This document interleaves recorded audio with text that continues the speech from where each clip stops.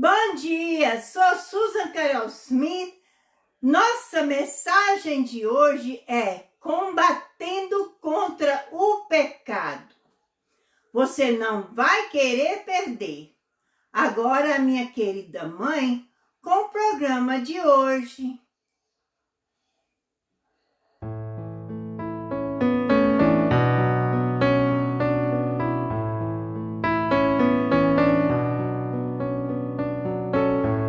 Muito obrigada por ter clicado em nosso canal, a transmissão da Bíblia Aberta.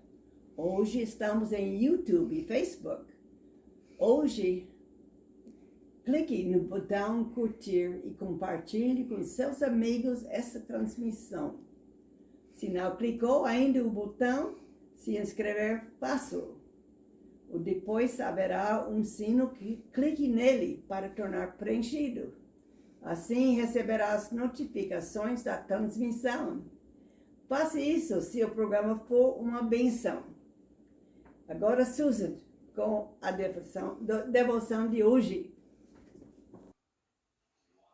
A devoção de hoje é tirada de Um Dia de Cada Vez, um guia devocional para cada dia do ano, escrito por Dr. Alan Smith e traduzido pela Susan Carol Smith. A devoção de hoje é encontrada em Cânticos dos Cânticos 2, de 3 a 4, versão Almeida Revista e Corrigida 2009. Qual a macieira entre as árvores do bosque? Tal é o meu amado entre os filhos. Desejo muito a sua sombra e debaixo dela me assento. E o seu fruto é doce ao meu paladar. Levou-me à sala do banquete, e o seu estandarte em mim era o amor. A partir desses versículos, vemos 4 coisas que um cristão recebe quando Cristo é aceito em sua vida. Primeiro, sentei-me, uma união com Ele e a descanso. Isso é Sentei-me em união com Ele e a descanso. 2, com grande prazer, a alegria. 3, a sua sombra, a abrigo contra o calor. 4, o seu fruto era doce ao meu paladar. Em Cristo há fartura para nos sustentar. Um dia seremos levados ao grande banquete, que é a ceia das bodas do Cordeiro. Isaías 25:4, versão Almeida Revista e Corrigida 2009. Porque fostes a fortaleza do pobre e a fortaleza do necessitado na sua angústia, refúgio contra a tempestade e sombra contra o calor, porque o sombro dos opressores é como a tempestade contra o muro. Agora, minha querida sobrinha Manuelita, com o tema Escritura da Transmissão. O nosso tema escritura é encontrado em 2 Crônicas 7:14, versão Almeida Revisada e Corrigida 2009. Se o meu povo, que se chama pelo meu nome, se humilhar e orar e buscar a minha face, e se converter dos seus maus caminhos, então eu ouvirei dos céus e perdoarei os seus pecados e sararei a sua terra. Agora, Susan com o hino e testemunho. Alô, meus amigos brasileiros, hoje irei cantar um hino que é muito conhecido. Eu creio que conheci primeiro no inglês. Não me lembro se eu aprendi primeiro em inglês ou se eu aprendi em português no Betel e depois ouvi em inglês. Eu não lembro qual foi.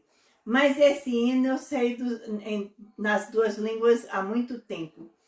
E preste atenção, porque é uma mensagem profunda para cada um de nós. Algemado por um peso, oh, quão triste eu andei,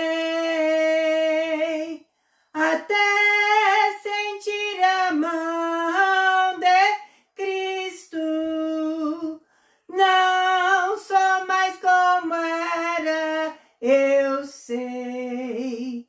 Tocou-me, Jesus tocou-me, de paz ele encheu meu coração.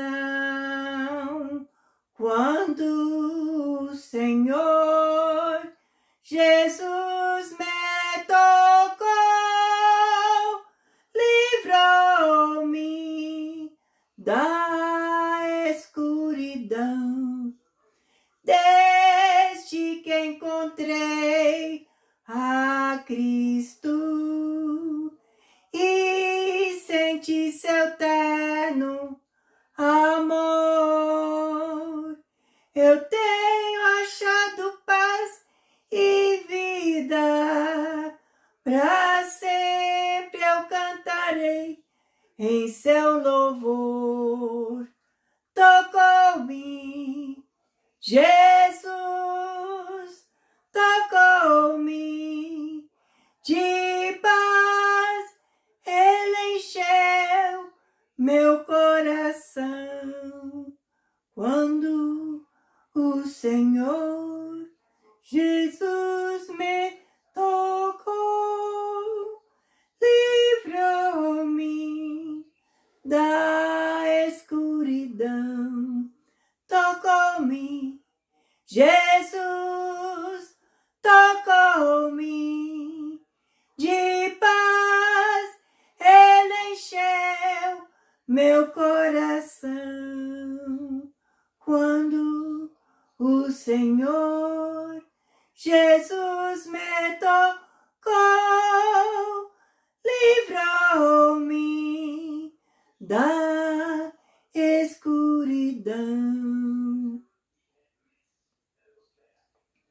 Agora, no mesmo espírito deste hino, busque um pedaço de papel e caneta e volte, pois eu voltarei já com a mensagem de hoje que você não vai querer perder.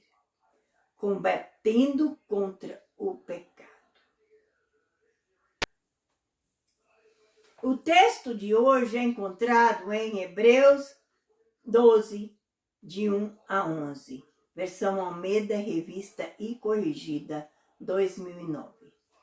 Portanto, nós também, pois que estamos rodeados de uma tão grande nuvem de testemunhas, deixamos todo o embaraço e o pecado que tão de perto nos rodeia e corramos com paciência a carreira que nos está proposta. Olhando para Jesus, autor e consumador da fé, o qual, pelo gozo que lhe estava proposto, suportou a cruz, desprezando a afronta e assentou-se à destra do trono de Deus. Considerai, pois, aquele que suportou tais condições dos pecadores contra si mesmo, para que não enfraqueçais, desfalecendo em vossos ânimos. Ainda não resististes até ao sangue, combatendo contra o pecado. e já vos esquecestes da exortação que argumenta convosco como filhos. Filho meu, não desprezes o coração do Senhor, e não desmaies quando por ele fores repreendido. Porque o Senhor corrige o que ama e açoita qualquer que recebe por filho. Se suportais a correção, Deus vos trata como filhos. Porque filho a quem o pai... Porque que filho a quem o pai não corrija? Mas se estáis sem disciplina, da qual todos são feitos participantes, sois então bastardos e não filhos. Além do que, tivemos nossos pais segundo a carne, para nos corrigirem, e nós os reverenciamos. Não nos sujeitaremos muito mais ao Pai dos Espíritos para vivermos? Porque aqueles, na verdade, por um pouco de tempo, nos corrigem, como bem lhes parecia. Mas este, para nos para nosso proveito, para sermos participantes da sua santidade. E, na verdade, toda correção ao presente não parece ser de gozo, senão de tristeza, mas depois produz um fruto pacífico, de justiça, nos necessitados por ela. Oremos. Nosso Deus, nosso Pai, nós chegamos na Tua presença neste momento. Pedimos primeiro que me unge, para que eu possa levar a mensagem que Tu tens preparado para cada coração que está escutando. Cada pessoa dá a convicção de acordo com a necessidade de cada um, Senhor. Peço que esteja com cada um, que aquelas pessoas que estão escutando, que não Te conhecem, venham a Te conhecer. E os que estão desviados, voltem a Ti. Pedimos, Senhor, que esteja com eles e me unge agora no nome de Jesus. Amém. A mensagem de hoje é combatendo contra o pecado.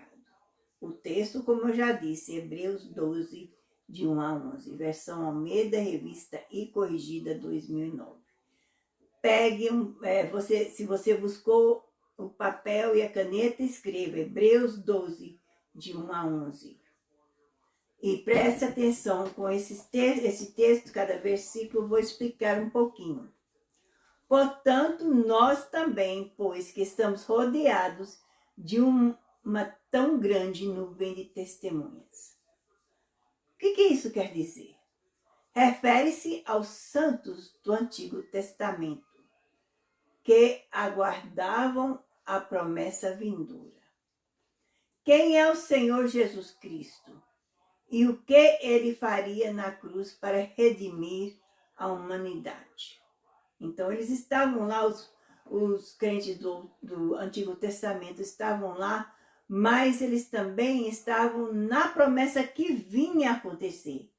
Nós estamos olhando para a promessa que foi prometido, que existiu, e a gente deve tomar parte dessa promessa. Agora, continuando o versículo, deixamos todo o embaraço e o pecado que tão de perto nos rodeia. Só podemos fazer isso quando entendemos que todas as coisas vêm a nós através da cruz e que a cruz deve ser sempre objeto de nossa fé, que então dá ao Espírito Santo latitude para trabalhar em nossa vida.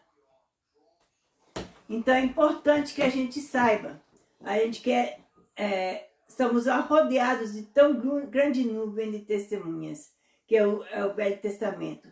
Devemos deixar todas as coisas, todo pecado, todo embaraço, para tão perto nos rodeia. Para a gente estar perto do Senhor Jesus, a gente tem que deixar aquelas coisas do mundo. E corramos com paciência a carreira que nos está proposta. O que isso quer dizer? O único peso que Deus permitirá na corrida desta corrida é tomarmos e carregamos a cruz e fazê-lo constantemente. A gente precisa tomar a cruz e carregá-lo constantemente. E a gente vê comentários sobre isso em Lucas 9, versículo 23 a 24. Vou deixar você escrever isso e leia depois. Então, essa é a parte mais importante. Vemos no versículo 2, olhando para Jesus, autor e consumador da fé. O que isso quer dizer, né? Jesus nos levará até o fim, pois é isso que a palavra consumador significa, desde que mantenhamos nossos olhos nele e no que ele fez no Calvário. Ele é a fonte, enquanto a cruz é o meio. Então, Jesus, ainda que ele morreu nesse mundo, ele ressuscitou. E ele está à destra do Pai. E a gente tem que olhar para ele como autor e consumador da fé e permanecer nele para podermos receber a bênção. Continuando, lhe estava proposto, suportou a cruz, desprezando a afronta. Vemos que isso significa, mas a cruz era necessária. Isso é para que o homem fosse redimido. Então Jesus morreu na cruz porque era necessário, porque alguém precisou, e ele, por ser um homem perfeito, sem pecado, ele era o único que poderia derramar o seu sangue para nos salvar. E assentou-se à destra do trono de Deus. Ele se assentou-se, refere-se à sua obra na cruz, sendo uma obra concluída. E o fato de ele estar assentado no trono de Deus significa que Deus ressuscitou plenamente seu sacrifício na cruz. Versículo 3. Considerai, pois, aquele que suportou tais contradições dos pecadores contra si mesmo. Significa considerar por meio de comparação. Fala principalmente dos líderes religiosos de Israel, que se opuseram amargamente a ele. Então, a gente tem que ter cuidado, né? Porque a gente pode ser uma pessoa que vai, se a gente não está certo com Deus, a gente vai ser um atropeço para os outros. Mas a gente tem que corrigir a nossa vida. Para que, a segunda parte do versículo 3, para que não enfraqueçais, desfalecendo em vossos ânimos. Considera-o em vez de você mesmo, haverá vitória. Quando a gente considera outra pessoa, foi isso que eles consideraram aqui. Em versículo 4, ainda não resististes até ao sangue, combatendo contra o pecado. O Senhor chama os crentes para ir à igreja e derramar seu sangue em relação à resistência do pecado. Jesus já fez isso por nós.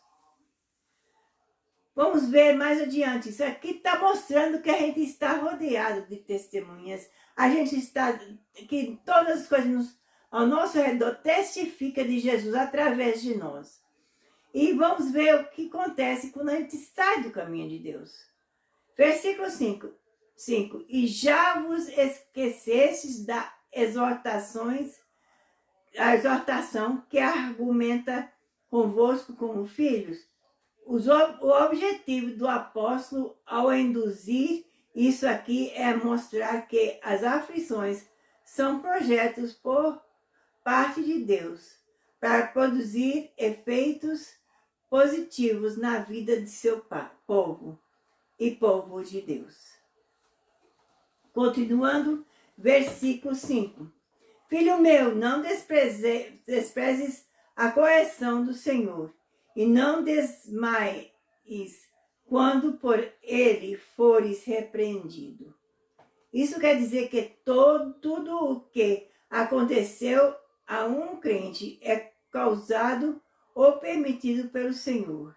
Consequentemente, devemos aprender a lição que desejamos ser ensinada por Jesus. Versículo 6, porque o Senhor corrige o que ama. Deus disciplina aqueles que ele ama, não aqueles a quem ele é indiferente. Quando sendo indiferente, é difícil de colocar aquilo para recordar, mas o Senhor colocou na Bíblia e nos deu os versículos para nós interpretarmos também. E vemos aqui mais, vamos ver o comentário disso. Deus disciplina aqueles que ele ama, não aqueles a quem ele é indiferente. E açoita a qualquer que receber por filho. Isso se refere a todos os que verdadeiramente pertencem a ele. Versículo 7. Se suportais a correção, Deus os trata como filhos. A correção do Senhor garante o fato de que um é filho de Deus. E isso é tão maravilhoso. Se suportais a correção, Deus vai tratar como filhos. E a gente é filhos pelo que aqui a Bíblia fala. Porque o filho porque que filho há a quem o pai não corrija? Se um pai terreno realmente se importa com o seu filho, ele usará todas as medidas necessárias para colocar o menino ou a menina na linha. Se um pai terreno fizer isso, quanto mais nosso Pai Celestial fará o mesmo. Tá vendo? Então, se você, como pai aqui na terra, se você é um pai, ou mãe, que é uma mãe aqui na terra, tem um filho que está saindo do caminho, certo? Você vai corrigi-lo, vai discipliná-lo, para que ele volte ao caminho correto. É assim que Deus também faz conosco. A gente que é terreno faz isso, quanto mais Deus que faz isso para seus filhos, que somos nós. Versículo 8, continuando. São feitos participantes, sois então bastados. Vou começar de novo. Mas se estáis sem disciplina, de qual todos... começando aqui. Mas se estáis sem disciplina, da qual todos crentes verdadeiros, está referindo aqui, são feitos participantes, sois então bastados e não filhos. Está referindo no início. Mas se estáis sem disciplina, referindo às pessoas que são bastados e não filhos, da qual todos são feitos participantes, todos os crentes são feitos participantes, sois então bastados e não filhos, que é referindo que mas se estáis sem disciplina, sois então bastados e não filhos. Porque se Deus não disciplina você, quer dizer que você está fazendo o que é errado, quer dizer que você não é filho de Deus, você não nasceu de novo. Está entendendo aí? Muitos afirmam ser crentes enquanto continuam no pecado, mas o Senhor nunca os castiga. Isso mostra que eles são filhos ilegítimos. O que significa que eles estão alegando fé em outra base e não a cruz. o verdadeiro filho, sem dúvida, será castigado às vezes. Então, se a gente vê que a disciplina vem sobre nós, da parte de Deus, porque a gente vai errar aqui e ali. Se a gente recebe uma disciplina, uma aprovação de Deus, quer dizer que a gente é filho dele, porque ele está nos corrigindo. Mas se ele não fizer nada, quer dizer que a gente não está seguindo ele. A gente está dizendo que é crente, mas realmente, dentro do coração da gente, a gente não transformou nada nenhum. Versículo 9. Além do que tivemos nossos pais segundo a carne, para nos corrigirem. E nós os reverenciamos. Que está referindo os pais, parentes, os pais terrestres. Não nos sujeitaremos muito mais ao Pai dos Espíritos para vivermos? Se a gente respeita o nosso Pai terreno, quanto mais a gente vai respeitar o Pai celestial, não é? Pai dos Espíritos é contrastado com pais da carne. Este último dizer respeito ao nosso pais terrenos. Sua relação conosco é limitada. E de Deus, é universal e eterno. Como maravilhoso, né? O relacionamento com o nosso pai carnal, nosso pai daqui da terra, que a nossa mãe, da qual nós nascemos, nosso pai e nossa mãe, a gente respeita eles, não é? Que é limitado pelo tempo que eles estão aqui na terra, ou a gente está na terra, ou a gente casa e vai embora e começa a nossa família, a gente corta o cordão umbilical, não é? Continuamos ainda sendo filhos, mas a distância. Mas com Deus, como Pai Celestial, Ele está ali conosco eternamente. Quer dizer que Ele é universal, é para todos. Todo mundo tem o direito de ser filho de Deus. E sendo filho de Deus é eterno. Quanto a gente aceita Jesus Cristo, é eterno. Versículo 10. Porque aqueles, na verdade, por um pouco de tempo, nos corrigiam como bem lhes parecia. O uso da palavra bem lhes parecia indica que a correção pode ou não ter sido adequada no que diz respeito aos nossos pais terrenos. Vamos repetir o versículo para ver direito. Porque aqueles, na verdade, por um pouco de tempo, nos corrigem como bem lhes parecia.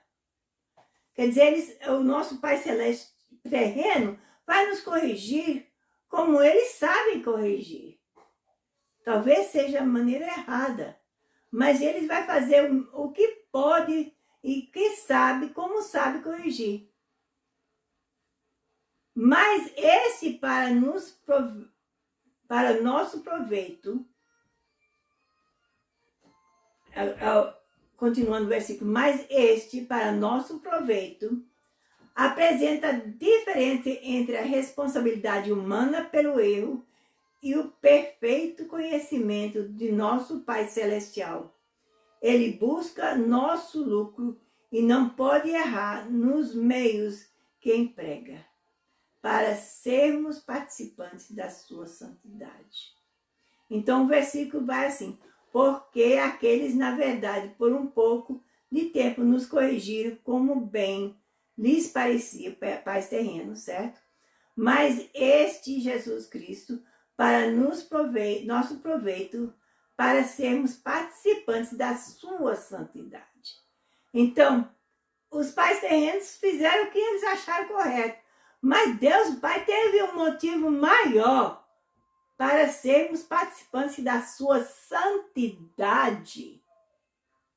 Que maravilha, não é? Versículo 11. E, na verdade, toda a correção ao presente não parece ser de gozo, senão de tristeza. Lembra quando você era criança e você levou uma pizza? Você riu? Você gostou? Não, doeu. Era de tristeza, você estava chorando, certo? Apresenta o fato de que as provações a que às vezes somos expostos não dão alegria naquele momento. E muitas vezes são realmente difíceis de suportar. Então, a correção é difícil de aceitar, mas e nos traz tristeza e uma provação difícil de aceitar e de passar. Mas, no futuro, é uma bênção. Continuando, mas depois produz um fruto pacífico da justiça nos exercitados por ela. Tudo isso é realizado pelo Espírito Santo para um propósito específico, nos tornar mais como Deus. Então, Deus nos corrige para nos tornar mais como Ele. Vemos isso em João 15, de 1 a 9. Anote aí, João 15, de 1 a 9. E você está vendo, se você tem Jesus, se você tem um Pai terreno, mas não tem um Pai celestial, você precisa dele hoje. E você pode fazer isso. É simplesmente confessar que você sabe que é pecador e que precisa dele para receber a salvação, de Jesus Cristo para receber a salvação, acreditando no que ele fez na cruz por você. Queremos te ajudar a oportunidade hoje de fazer isso, tanto quanto aos crentes, ou os não crentes que não aceitaram, ou os desviados voltando a Jesus. Vamos fazer a oração do pecador agora. E eu quero que você faça o seguinte, repete através de mim. Eu vou dizer um pouquinho, dar uma pausa e você repete. Essa oração não tem poder em si mesmo, mas as palavras, se são ditas, acreditando em cada palavra que está sendo dito, você pode ser salvo. Mas como o seu coração está diante de Deus e o que está dizendo, mais do que tudo. Se você disser as palavras simplesmente para dizer, não adiantou nada. Então vamos orar. Se você quer aceitar ou voltar a Jesus, vamos repetir a oração. Se você é um crente que está sentado perto de alguém, repete junto com eles para ajudá-los a ter a força de fazer essa oração, certo? Vamos baixar a cabeça. Querido Pai no céu, venho a você, no nome de Jesus. Eu sinto muito pelos meus pecados. A forma com que eu tenho vivido. As coisas que eu fiz. Por favor, me perdoe e me purifica com o seu sangue precioso de toda a injustiça. Com a minha boca, eu confesso o Senhor Jesus. Em meu coração, eu creio que Deus o ressuscitou dos mortos. E Ele está vivo. Neste momento, aceito Jesus Cristo como Salvador da minha alma. E eu faço dele o Senhor da minha vida. E segundo a sua palavra, que não pode mentir, estou lavado, estou limpo, estou perdoado, estou salvo, em nome de Jesus. Amém. Agora eu vou fazer oração para cada um de vocês, do meu coração para você. Preste atenção, porque eu estou orando para cada um, até os crentes. Mas não vai embora ainda, porque existe mais ainda adiante, então não vai embora. Nosso Deus, nosso Pai, chegamos na Tua presença. Pedimos a cada pessoa que aceitou a Ti como Salvador hoje, que o Senhor possa lhes dar a força para crescer na Tua palavra, que eles possam achar uma igreja para poder ter comunhão com outros crentes, Senhor. E ajuda-os a achar a Bíblia correta. Pedimos também que esteja com os que desviaram, que voltaram a Ti, Senhor. Ajude-os a crescer em Ti, a permanecer em Ti. E agora para cada um, crente, não crente, os que aceitaram, os que eram desviados e voltaram, Senhor, cada um tem uma necessidade. Não sei a aprovação de cada um, mas Tu sabes, Senhor. Pedimos que ajude a cada um, se seja que estão doentes, que o Senhor possa os sarar. Se estão necessitando uma casa para ser sobre a sua cabeça, que o Senhor possa lhes dar uma casa. Senhor, também se estão sem comida na casa, que o Senhor possa suprir as suas necessidades, de qualquer forma, Senhor. Pedimos que supra as suas necessidades e esteja com cada um de nós para que possamos crescer na Tua palavra. Agora não vai embora, porque eu voltarei já com umas instruções para te ajudar a crescer no Senhor.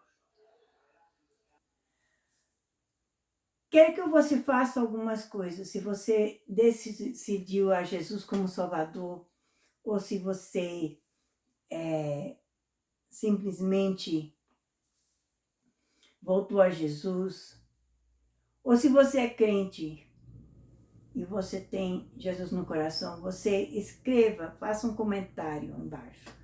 Se você aceitou, faça um comentário que você aceitou Jesus hoje. Se você tem outras coisas que você quer comentar, comente. Se você voltou a Jesus, também me diz que voltou a Jesus e comente o que você precisa. E você que é crente também, o que você quer comentar. Mas também eu quero que você, se você tem um pedido de oração, faça-o também. Esse comentário é para nos ajudar a saber as suas necessidades de oração. Agora, se você puder saber como orar por você, principalmente se você é um novo convertido, você precisa de oração para ser forte no caminho do Senhor. E eu quero que você também, se você aceita, você tem um pedido de oração que você não quer entrar em detalhe, não precisa entrar em detalhe. Só simplesmente nos diz que você tem um pedido de oração específico e Deus sabe o que é. E nós vamos orar. Fale a alguém também que você aceitou a Jesus Cristo como seu Salvador.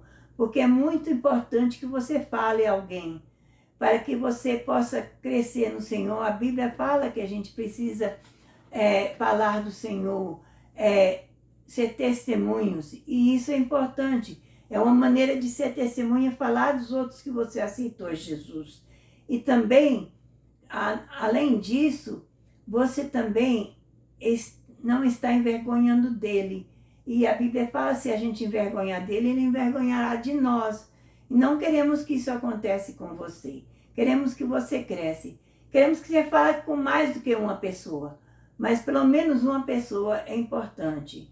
E se eles não aceitarem o que você fala, não te perturbes. Porque muitas vezes eles também estão com inveja de você. Porque você teve a força para fazer uma decisão. Queremos também que você consiga uma Bíblia.